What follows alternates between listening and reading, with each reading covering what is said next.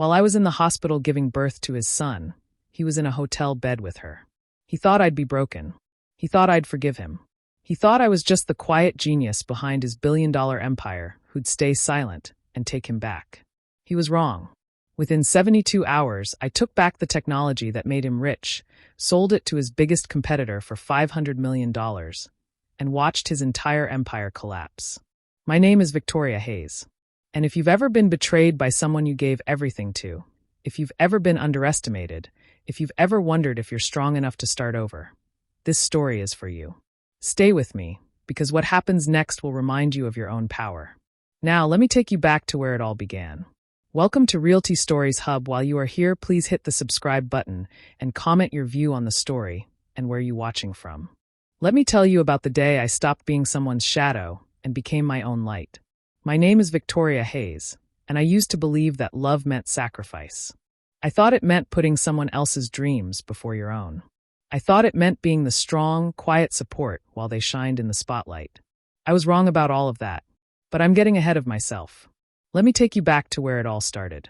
I was 28 years old, living in Seattle, working as a software engineer and data scientist. I wasn't just good at what I did. I was brilliant. I had developed an artificial intelligence system that could predict market trends with scary accuracy. We're talking about technology that could tell you what stocks would rise, what industries would boom, what investments would pay off months before anyone else saw it coming. I had spent 5 years of my life building this, working late nights in my tiny apartment, surviving on coffee and determination. My sister Rachel used to worry about me. She'd call and say, "Vic, you need to get out more. You need to live a little. You're going to wake up one day and realize you've spent your whole life staring at computer screens." I'd laugh and tell her I was fine, that I was building something important, something that would change everything. Then one night, Rachel dragged me to a tech industry mixer in downtown Seattle. I didn't want to go. I had code to write, algorithms to test. But she physically showed up at my apartment and wouldn't leave until I put on a dress and came with her. That's where I met him, Damian Cross. He owned Cross Aviation Industries, one of the largest private jet manufacturing companies on the West Coast. When I walked into that room, he was standing by the window overlooking the Seattle skyline, surrounded by people trying to get his attention. He was tall, confident, wearing a suit that probably cost more than 3 months of my rent. And when our eyes met across that room, he walked straight toward me like I was the only person there. "You don't look like you want to be here," he said with a smile that made my heart skip. "I don't," I admitted. "My sister made me come."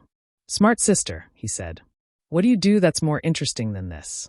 And that's how it started. We talked for 4 hours. Not about his planes or his money. He asked about my work. He listened when I explained artificial intelligence and predictive algorithms. He asked questions that showed he was actually paying attention. For the first time in my life, I felt seen by someone who wasn't intimidated by my intelligence. 6 months later, he proposed to me on a boat in Puget Sound, with the city lights reflecting on the water. A year after that, I was pregnant with our son. And somewhere in between, I made the biggest mistake of my life. You see, Damian's aviation company was struggling. The private jet market had gotten competitive, and he was losing contracts to bigger manufacturers. He was stressed all the time, worried about losing everything he'd built. And I had something that could help him. My AI system could predict which clients were most likely to buy, which markets were about to expand, which investments would pay off. It could save his company. "Baby, think about what we could build together," he said one night, his hand on my growing belly. "Your technology, my business connections. We could dominate the aviation industry. We could build an empire for our son." So I did it. I gave him access to my AI system. I signed over 40% ownership of the intellectual property rights to Cross Aviation Industries. I didn't ask for contracts or legal protection because I thought we were partners. I thought we were building our future together. Within 18 months, Cross Aviation went from struggling to worth over $2 billion. Business magazines called Damian a visionary. They said he'd revolutionized the private aviation industry with his groundbreaking predictive technology. Forbes put him on their cover with the headline, "The Man Who Sees the Future." And me? I was mentioned in footnotes, if I was mentioned at all.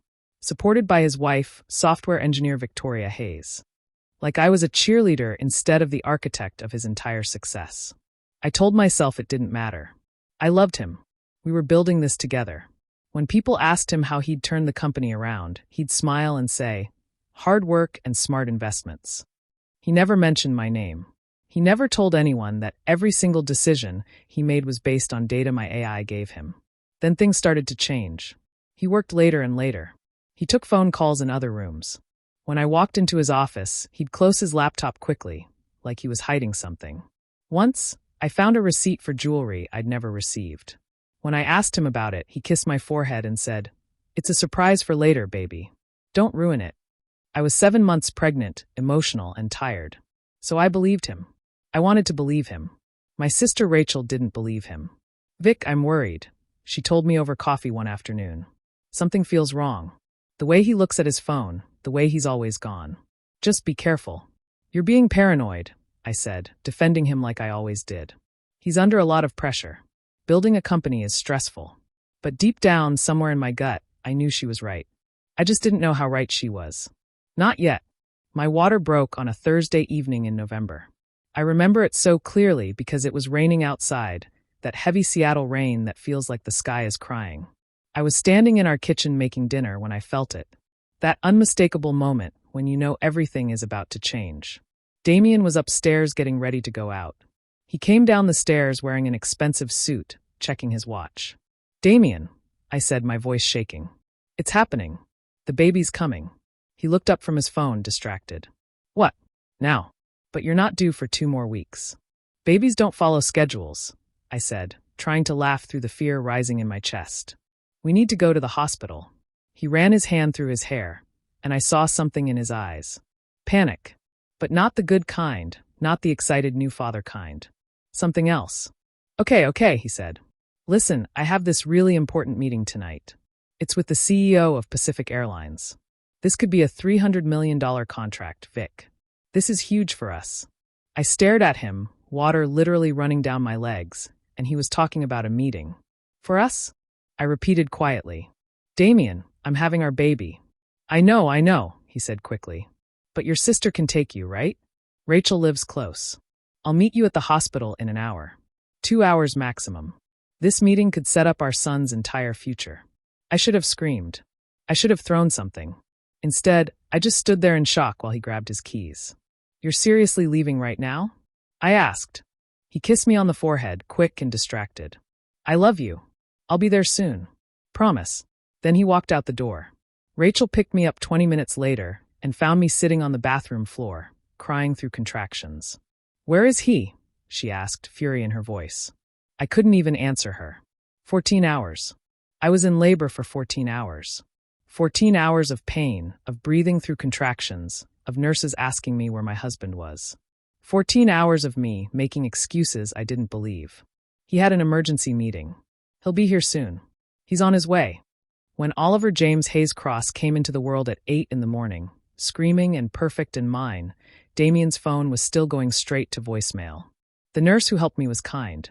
She didn't ask about the empty chair next to my bed. But the nurse who came in an hour later, she had seen something. "Congratulations, sweetheart," she said, checking my vital signs. "Is your husband tall? Dark hair? Drives a black Tesla?" My heart stopped. "Yes." "Why?"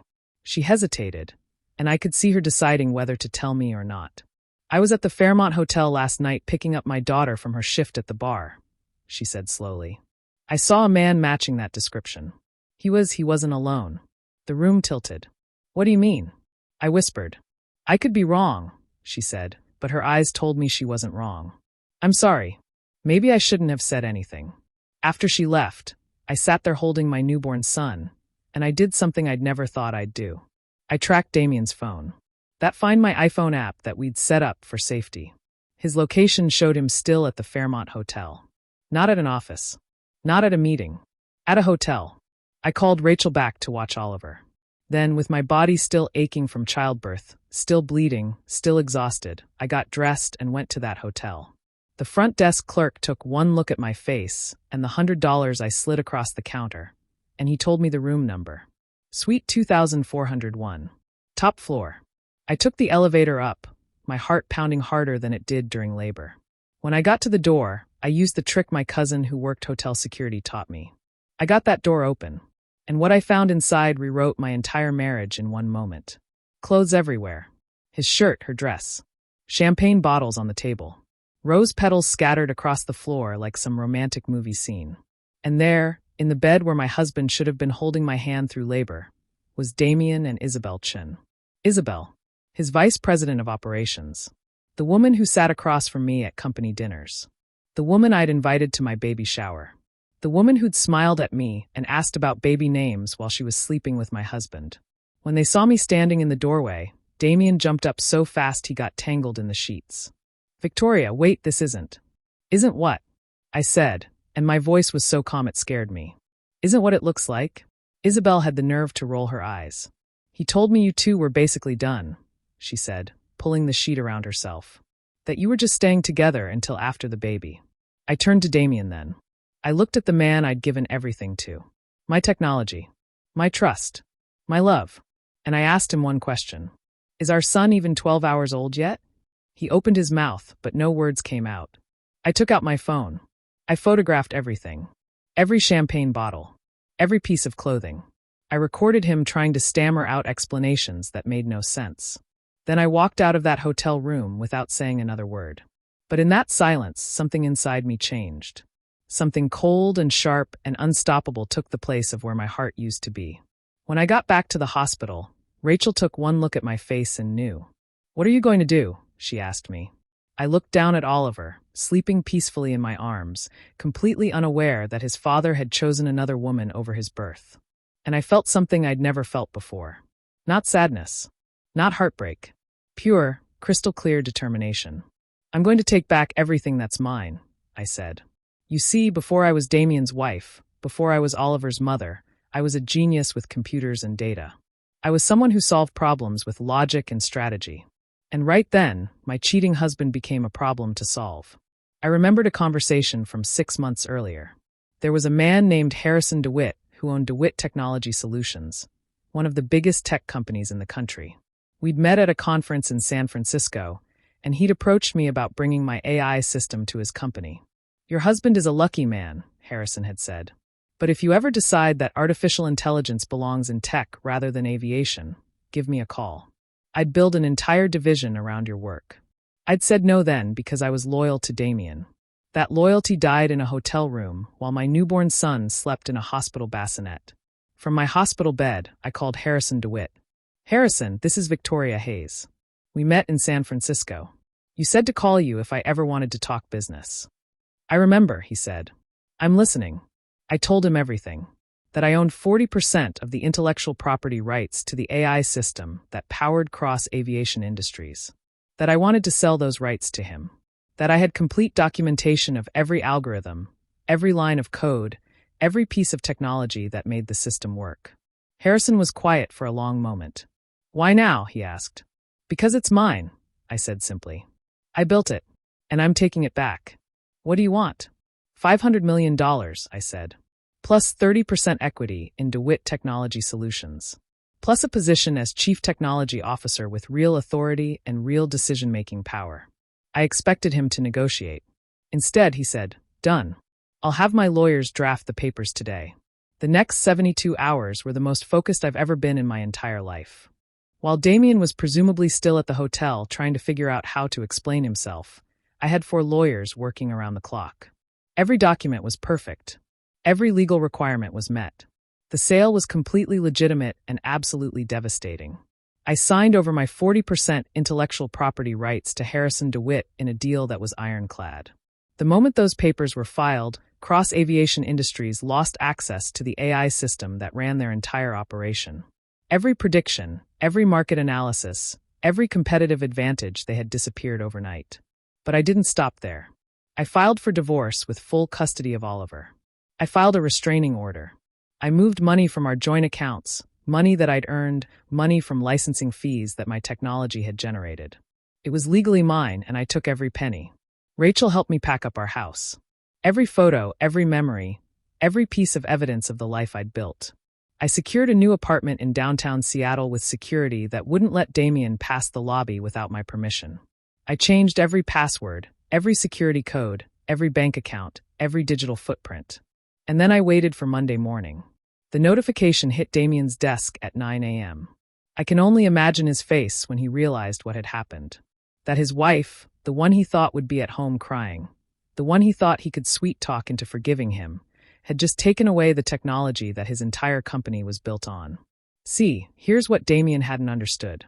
My AI system wasn't just helping his company. It was his company. Every single decision he'd made for the past 18 months was based on data my system provided. Without it, he was just a guy with expensive planes and no idea which clients to call, which markets to enter, which investments to make. Within hours, cross-aviation stocks started dropping. Investors started calling, panicking because the proprietary technology that made the company special was gone. Business partners started backing out of deals. Emergency board meetings were called. Lawyers were hired. But there was nothing they could do. I'd owned that intellectual property legally. The sale was legitimate. And without it, Cross Aviation Industries was just another struggling aviation company. Damien tried everything. He showed up at the hospital, but I'd already been discharged. He came to our old house, but I'd already moved. He hired private investigators, but my lawyers had locked everything down tighter than any security system. He sent gifts that I returned unopened. He sent flowers with cards begging for forgiveness.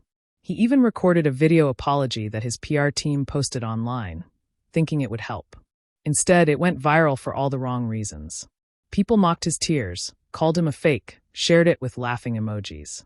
The business community was shocked. Not because he'd cheated, but because everyone had liked me. I'd been generous with my knowledge at conferences. I'd mentored younger engineers. I'd been present at every industry event, always gracious, always kind. Damien's reputation didn't just crack. It shattered into 1,000,000 pieces. And Isabel? She was fired within a week. Turns out, when you're known as the woman who destroyed a billionaire's marriage and his company, nobody wants to hire you. Meanwhile, DeWitt Technology Solutions announced the acquisition of revolutionary AI technology and the hiring of industry-leading Chief Technology Officer Victoria Hayes. My name was on the press release. Not as someone's wife. As someone who mattered. The next 6 months changed my life in ways I never imagined. Harrison DeWitt wasn't like Damien. He was a grandfather of 4, married to his college sweetheart for 35 years. And he treated me like the brilliant technologist I was, not like someone's wife who happened to know computers. My first day at DeWitt Technology Solutions, he introduced me to the board of directors like this. This is Victoria Hayes, the genius behind the AI system that's going to revolutionize how we do business. Everything we build from here forward goes through her. Not Damien's wife. Not our new hire. A genius. My name. My work. My authority. I had an office on the executive floor with windows overlooking Puget Sound. I had a team of 12 talented engineers who actually listened when I spoke. I had a budget of $50 million to develop new technology. And most importantly, I had respect. For the first time in years, I remembered who I was before Damien. Before I became someone's shadow. I was Victoria Hayes, the woman who'd built something from nothing, who'd revolutionized predictive technology, who was brilliant all on her own. My AI system became the foundation of DeWitt's new division. We expanded it beyond market predictions into climate modeling, healthcare optimization, supply chain management. My technology was helping hospitals predict equipment needs, helping manufacturers reduce waste, helping cities plan for disasters. I was changing the world. And everyone knew my name. Oliver was 6 months old when I stood on stage at the National Technology Summit in San Francisco, accepting the Innovator of the Year award. Rachel was backstage with him, probably letting him chew on something he shouldn't. My ex-husband was in the audience because he still had industry connections, even though everyone knew what he'd done. I saw him sitting in the back row, watching me accept an award for technology he'd taken credit for work he'd never acknowledged as mine. In my acceptance speech, I talked about perseverance, about believing in yourself when nobody else does, about building something that lasts, about how your value doesn't come from who loves you, but from who you are. I never mentioned his name once. After the ceremony, he approached me. He actually had the nerve to ask if we could talk. I looked at him, really looked at him, and saw a stranger. Or maybe I finally saw him clearly for the first time. He looked tired, smaller somehow, like success had been wearing him like a costume, and without it, there was nothing underneath. My lawyer's number hasn't changed, I said calmly. Victoria, please, he said, and his voice cracked. I made a mistake. The biggest mistake of my life. I was stupid. I was wrong. Can we just talk? I smiled then. Not because I was happy, but because I understood something he never would. No, Damien, I said. You weren't stupid. You made a choice. You chose her over our son's birth. You chose credit over honesty. You chose your ego over our partnership. Those weren't mistakes. They were choices. And I made better ones. Then I walked away, toward my sister and my son, and the life I'd built from the ashes of his betrayal. People started asking me to speak at conferences, to mentor young women in tech, to tell my story. At first, I was hesitant. I didn't want to be known as the woman whose husband cheated. But then I realized my story wasn't about him at all. It was about me, about taking back what was mine, about refusing to be diminished. I spoke at universities, at tech summits, at women's leadership conferences. Every time, young women would come up to me afterward with tears in their eyes. Thank you, they'd say. I needed to hear this. I've been making myself smaller for someone who doesn't deserve it. Then stop, I'd tell them. Your brilliance doesn't need anyone's permission to exist. DeWitt Technology Solutions went public 8 months after I joined.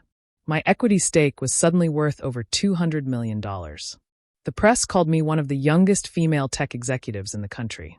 Forbes put me on their cover with the headline, "The Woman Who Built Tomorrow." Cross-aviation industries, meanwhile, continued to struggle. Without my AI system, they were losing contracts to competitors. Their stock was down 60%.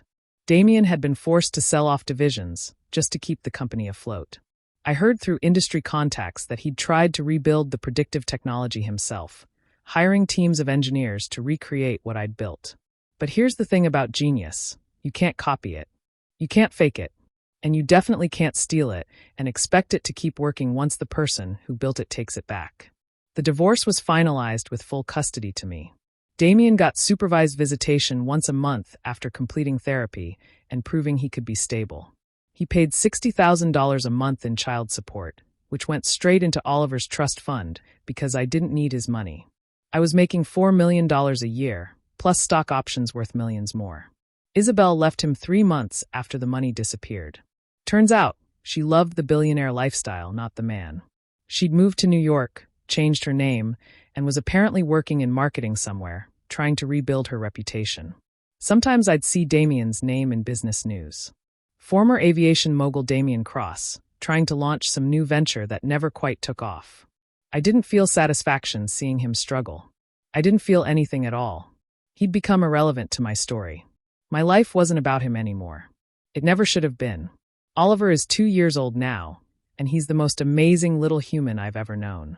He is my eyes and, I hope, my mind. He loves building blocks and asking, why about everything? Every night before bed, I read him stories about brave people who changed the world. And every night, I think about what kind of world I'm building for him. Last month, DeWitt Technology Solutions announced a partnership with the United Nations to use my AI system for climate change prediction and disaster preparedness. My technology is going to help save lives, prevent catastrophes, protect communities. This is what I always wanted my work to do. Not make rich men richer, but make the world better. I bought a house in the San Juan Islands, a beautiful place overlooking the water where Oliver can grow up surrounded by nature and peace. Rachel lives in the guest house with her partner. We cook dinners together, we watch Oliver play on the beach, we laugh about things that used to seem impossible. I'm dating someone now. His name is Thomas, and he's a marine biologist researching ocean conservation. He knew who I was when we met, but he asked me out anyway. Not because of my money or my connections, but because he thought I was interesting. On our first date, he asked me about my work, and then he actually listened. He didn't try to explain my own technology back to me. He didn't treat me like I was intimidating. He just saw me. It's nothing serious yet. I'm in no rush. But it's nice to remember that not everyone is like Damien. That there are good people in the world who don't need to diminish you to feel powerful themselves. Last week, I was putting Oliver to bed when he asked me something that broke my heart and put it back together at the same time. Mama, why doesn't Daddy live with us? I thought carefully about how to answer. He's only 2. He won't remember most of this. But I wanted to be honest. Because Daddy made some choices that hurt Mama's feelings, I said. But that doesn't mean he doesn't love you. And it definitely doesn't mean there's anything wrong with you. Sometimes grown-ups can't be together, but that's a grown-up problem, not a kid problem. But you're happy now, right, Mama? I'm very happy, I told him honestly. Because I have you. And I meant it. I am happy. Not in the fairy tale way I once imagined, but in a real, solid, built-it-myself kind of way. I'm happy because I know who I am. I'm happy because I stopped waiting for someone else to see my worth and started seeing it myself. People ask me all the time if I'm bitter. If I regret trusting Damien, marrying him, giving him access to my work. And the honest answer is no. Because that pain, that betrayal, that moment of standing in a hotel room seeing my worst nightmare confirmed, it woke something up in me. It reminded me that I didn't need anyone to validate my brilliance. That I could save myself. That being underestimated was actually a gift, because nobody saw me coming. Damien thought I was just the brain behind his success, the supportive wife who'd make him look good and forgive his mistakes. He forgot that I was the success. Every dollar he made came from my mind, my work, my innovations. When he betrayed me, he didn't break me. He freed me. I think about that version of myself sometimes. The woman standing in her kitchen with her water breaking, watching her husband choose another woman over the birth of their child. And I want to go back and tell her what I know now. I'd tell her that the worst thing that's about to happen to her will also be the best thing. That she's always been enough, more than enough. That she's going to take everything they tried to take from her and build something they can't even imagine. I'd tell her that her son will be fine. Better than fine, because he'll grow up watching his mother run companies and change industries and refuse to be small for anyone. I'd tell her that the pain is temporary, but the power she's about to discover in herself is permanent. I'd tell her that she's not behind anyone. She never was. She was always the one in front. She just couldn't see it yet. 3 months ago, I was invited to speak at Harvard Business School. In the audience was a young woman, maybe 23 years old, who raised her hand during the Q&A. "How did you find the courage to leave?" she asked, and her voice was shaking. "How did you know you'd be okay on your own?" I thought about that question for a long moment. I didn't know, I told her honestly. I was terrified, but I realized something important.